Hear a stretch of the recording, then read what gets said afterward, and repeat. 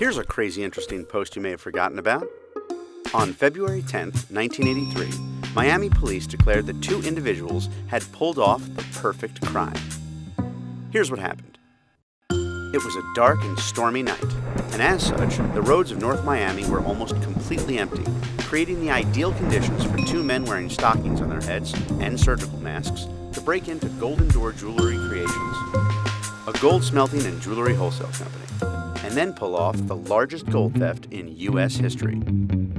That night, the back door to the otherwise heavily fortified building was unlocked, allowing the bandits to casually walk in and force the owner, Sandy Creedon, to give them the 875 pounds of gold in his vaults. Local police were stumped, as there were no fingerprints or evidence left inside, no clues as to what type of vehicle the men used to get away, and no witnesses around to report any suspicious characters.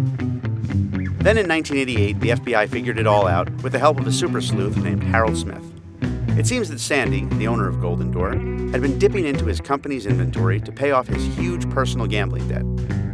Sandy initially approached two Canadians to pull the robbery off, but they backed out, forcing him to hire two stand-ins, and then masterminded the whole theft to cover up his embezzlement and get his insurance company to foot the bill.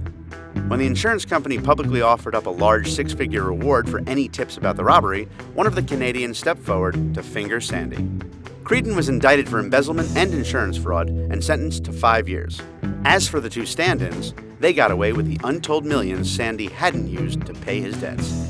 How's that for a crazy interesting post?